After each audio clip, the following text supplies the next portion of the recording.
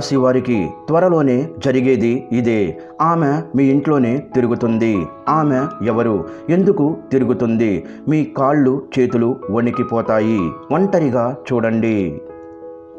కుంభరాశి వాళ్ళకి సాక్షాత్తు ఒక దైవశక్తి మీ ఇంట్లోకి ప్రవేశించబోతుంది. ఆల్రెడీ మీ మీద కరుణా కటాక్షం అనేది స్టార్ట్ అయిపోయింది. ఇక మీ ఇంట్లోకి ప్రవేశం ఒక్కటే ఆగి ఉంది. ఎప్పటి నుంచో మీ మీద ఆ దైవశక్తి అనేది ఏదైతే ఉందో అది తిరుగుతుంది. ఆ దైవశక్తి ఎప్పుడు మీ దగ్గరికి చేరుదామా, అలాగే మీ జీవితంలో ఉన్న కష్టాలన్నీ హరించి చక్కగా మీ దగ్గరికి వచ్చి మిమ్మల్ని కాపాడుకుంటూ, మీకు వచ్చే ప్రతి ఒక్క ఆపదని కాపాడుతూ మిమ్మల్ని చల్లగా చూడడానికి ఆ దైవశక్తి మీ చుట్టూ పక్కనే తిరుగుతుంది. ఇక సెప్టెంబర్ 6 తర్వాత మీకు ఆ దైవశక్తి మీ ఇంట్లోకి ప్రవేశించింది అని చెప్పేసి కూడా మీకు మంచిగా ప్రతి ఒక్క సంకేతం అనేది తెలుస్తుంది. అయితే దైవశక్తి ఎంత సైలెంట్గా అయితే మీ జీవితంలోకి ప్రవేశించిందో, మీరు కానీ ఆ దైవశక్తిని గుర్తించకపోతే మాత్రం మీకు జీవితంలో వచ్చిన ఆ హ్యాపీనెస్ అంతే సైలెంట్గా తిరిగి కూడా వెళ్ళిపోవచ్చు. అయితే మీరు తీసుకోవలసిన జాగ్రత్తలు ఏంటి? మీకు వచ్చే ఎటువంటి సంకేతాలు ఆ దైవశక్తి మీ ఇంట్లోకి వచ్చేసింది అని చెప్పే ప్రతి ఒక్కటి చాలా క్లియర్గా ఇప్పుడు ఈ వీడియోలో మనం తెలుసుకుందాం. అలాగే ఈ వీడియోని ఎక్కడ స్కిప్ చేయకుండా చివరి వరకు చూడండి. అప్పుడే కదా మేము చెప్పే ప్రతి ఒక్కటి మీకు క్లియర్గా అర్థమవుతుంది. సాక్షాత్తు ఆ దైవశక్తి మీ మీద కటాక్షం కల్పిస్తుంటే మీరు దాన్ని పొందవచ్చు. అయితే ఇక లేట్ చేయకుండా వీడియోలోకి వెళ్ళిపోదాం. కుంభరాశి వారికి రాబోయే టైంలో మీకు ఎంతో మంచి అనేది జరుగుతుంది. ఎందుకంటే సాక్షాత్తు దైవశక్తియే మీ చుట్టుపక్కన తిరుగుతుంది. కాబట్టి మీకు ఎటువంటి ఆపదైనా, ఎటువంటి కష్టాలైనా సరే ప్రతి ఒక్క దానితో ఆమె స్వయంగా పోరాడుతుంది. అలాగే దాని తర్వాత మీ జీవితంలోకి ఏదైనా రావడం అనేది జరుగుతుంది. ఇప్పటిదాకా మీరు పడిన కష్టాలు చాలు. ఇక మీకున్న కష్టాలు అన్నింటికీ చెక్ పెట్టేస్తుంది ఈ దైవశక్తి. అయితే ఈ దైవశక్తి మీ ఇంట్లోకి ఎలా ప్రవేశించింది, అసలు ప్రవేశించిందా లేదా అనే విషయం గురించి ఇప్పుడు మనం తెలుసుకుందాం. ఆ దేవత మీ ఇంటికి వచ్చే ముందుగా కొన్ని సంకేతాలను పంపిస్తుంది. మొదటి సంకేతం ఏమిటంటే మీ మనసు ఒక్కసారిగా ఆధ్యాత్మికత వైపు మళ్ళుతుంది. అంటే మీ మనసు, మైండ్ రెండూ కూడా ఎక్కువ శాతం దేవుడి వైపే ఉంటుంది.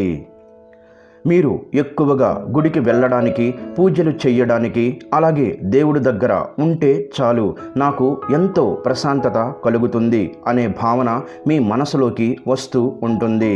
అలాగే ఇంకొక సంకేతం ఏమిటంటే మీకు నిద్రలో మెలకువ రావడం. మీకు నిద్రలో మెలకువ ఎప్పుడైతే వస్తుందో అది కూడా బ్రహ్మ ముహూర్తంలోనే మీకు ఎక్కువగా మెలకువ అనేది వచ్చేస్తుంది. ఉదయం 3 నుంచి 5 గంటలలోపు సమయాన్ని బ్రహ్మ ముహూర్తం అని అంటారు. తెల్లవారుజామున మీకు తెలియకుండానే బ్రహ్మ ముహూర్తంలో మెలకువ అనేది వచ్చేస్తుంది. దానికి తోడు మీరు ఎక్కువగా చెడు మాటలు మాట్లాడడం, వేరే వారి గురించి చెడుగా మాట్లాడడం, వేరే వాళ్ళు ఎవరైనా చెడు మాట్లాడుతున్నా, అన్యాయం జరుగుతున్నా మీరు వాటిని అస్సలు సహించరు. మీకు కోపం వస్తుంది. కోపం అంటే మనకు వచ్చే విపరీతమైన కోపం కాదు. ఎందుకు మనుషులు ఈ విధంగా ఇలా మాట్లాడతారు, దీనికి ఇంతగా మాట్లాడాల్సిన అవసరమైతే లేదు కదా అనే భావన మీకు తప్పనిసరిగా కలుగుతుంది. అయితే మీరు ఎక్కువ శాతం ఒంటరిగా ఉండడానికి ఇష్టపడుతూ ఉంటారు. మీకు బాగా క్లోజ్గా ఉన్న వాళ్ళ దగ్గర ఉండడానికి ఫీల్ అవుతూ ఉంటారు. ఎక్కువ శాతంగా జనాల మధ్యలోకి వెళ్ళరు. ఎందుకంటే మీరు ఒంటరిగా ఉండి ఆ దేవుడిని స్మరించుకుంటూ ఆమె మీ దగ్గర ఉంటే ఇంకా ఏది అవసరం లేదు అన్న భావనలని మీరు కలిగి ఉంటారు. ఇక ఎక్కువ శాతంగా మీకు ఏదో ఒక డబ్బుతో సంబంధించిన ఖర్చు అనేది ఉంటుంది. అది కూడా మంచిగా ఉంటుంది. ఎలా అంటే ఏదైనా గుడికి లేదంటే దేనికోసమైనా సరే డబ్బులు అనేది ఇవ్వడానికి అవకాశం అనేది వస్తుంది. ఆ సమయంలో ఏమాత్రం కూడా వెనకాడకుండా మీ శక్తికి తగ్గట్టుగా మీ దగ్గర ఎంతైతే కెపాసిటీ ఉందో దానికి తగ్గట్టుగా విరాళం ఇవ్వడం కానీ, ఎవరైనా పేదవాళ్ళకి సహాయం చేయడం కానీ, అటువంటి అవకాశం వచ్చినప్పుడు దాన్ని వదులుకోకుండా చక్కగా మీరు సహాయం చేయండి. అది కూడా మీకు ఒక సంకేతమే. దానికి తోడు ఎక్కువ శాతంగా జనాల మధ్యలో కూర్చొని వాళ్ళు మాట్లాడే అనవసరమైన మాటల మీద మీకు ఏమాత్రం కూడా ఇంట్రెస్ట్ అనేది ఉండదు. మీకు ఎంతసేపటికి సేవాభావన, అలాగే దేవుణ్ణి స్మరించుకోవడం, మంచి మాటలు వినడం, ప్రశాంతంగా ఒంటరిగా ఉండి మెడిటేషన్ చేసుకోవడం, ఎక్కువ శాతంగా పీస్ ఆఫ్ మైండ్ అనేది మీకు ఉంటుంది.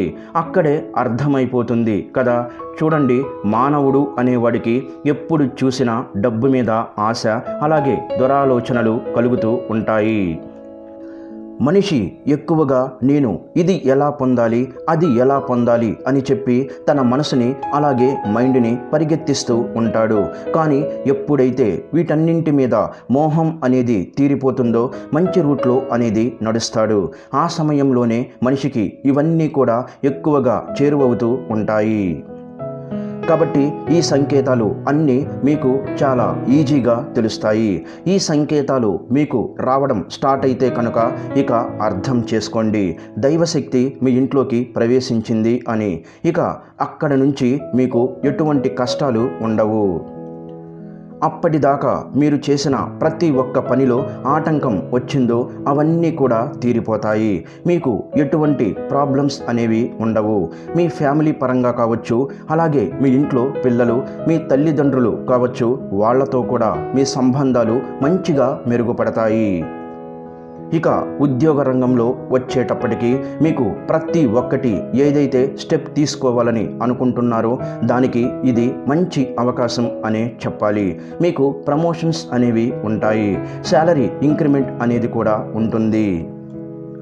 ఇక్కడ నుంచి చెప్తున్నాం కదా, ప్రతి ఒక్క పని మీకు తెలియకుండానే ఆ పని ఇంకా జరగదు అని అనుకొని వదిలేసిన ప్రతి ఒక్క పని కూడా ఇక మీకు తెలియకుండానే సజావుగా సాగిపోతూ ఉంటాయి. మీకు తెలియకుండానే ఆమె అనుగ్రహంతో ప్రతి ఒక్కటి మీ దగ్గరికి చేరుకుంటుంది. అయితే ఆ దైవశక్తి ఏంటి? సాక్షాత్తు ఆ దైవశక్తి ఎవరు? ఆ రూపం ఏంటి? ఆ దైవశక్తికి మనం ఏ విధంగా పూజలు అనేవి చేసుకోవాలి, అలాగే ఎటువంటి జాగ్రత్తలు తీసుకోవాలి? ఆ దైవశక్తి ఎవరో కాదు, సాక్షాత్తు కాళీ అమ్మవారే మీ మీద దైవానుగ్రహం చూపించబోతుంది. ఆ భద్రకాళియే మీ ఇంటికి రాబోతుంది. ఆ అమ్మవారు మీ ఇంటికి వస్తే కనుక మీకు ఎటువంటి కష్టాలు అనేవి ఉండవు. అలాగే ఎటువంటి శత్రువుకు సంబంధించిన బాధ మీకు ఏదైతే ఉంటుందో ప్రతి ఒక్క దానితో పోరాడడానికి ఆ అమ్మవారు మీ యందు ఉంటుంది. అయితే ఈ కాళిక అమ్మవారు మన ఇంట్లో ఎటువంటి స్థానంలో నివసిస్తారు అని అంటే, ఏదైతే గుమ్మం ముందు అంటే మన ఇంటికి ఎంటర్ అయ్యే ప్లేస్ని మనం బ్రహ్మస్థానం అని చెబుతూ ఉంటాం కదా, ఆ బ్రహ్మస్థానంలోనే అమ్మవారు నిలిచి ఉంటారు. అయితే ఆ బ్రహ్మస్థానాన్ని మీరు ఎంతో చక్కగా శుభ్రంగా ఉంచుకోవాలి. అక్కడ ఎటువంటి చెత్త చెదారం, డస్ట్బిన్ లాంటివి, అలాగే చాలామందికి ఉన్న పెద్ద చెడు అలవాటు ఏమిటంటే గుమ్మం ముందే చెప్పులు అనేవి వదిలేస్తుంటారు. అలా గుమ్మం ముందు చెప్పులు ఉంటే కనుక అమ్మవారు తిరిగి వెళ్ళిపోయే అవకాశం ఉంటుంది. కాబట్టి ఇవన్నీ లేకుండా మీరు ఆ బ్రహ్మస్థానాన్ని ఎంతో పరిశుభ్రంగా ఉంచుకోండి. నిత్యం అక్కడ పసుపు కుంకుమలతో మీ గుమ్మాన్ని అలంకరించుకోండి. అలాగే అమ్మవారిని ఆహ్వానిస్తూ గుమ్మం దగ్గర దీపాలను వెలిగించి ధూపం వెయ్యాలి. అలాగే కుదిరితే ఆ స్థానంలో తులసి చెట్టుని పెట్టి పూజించండి.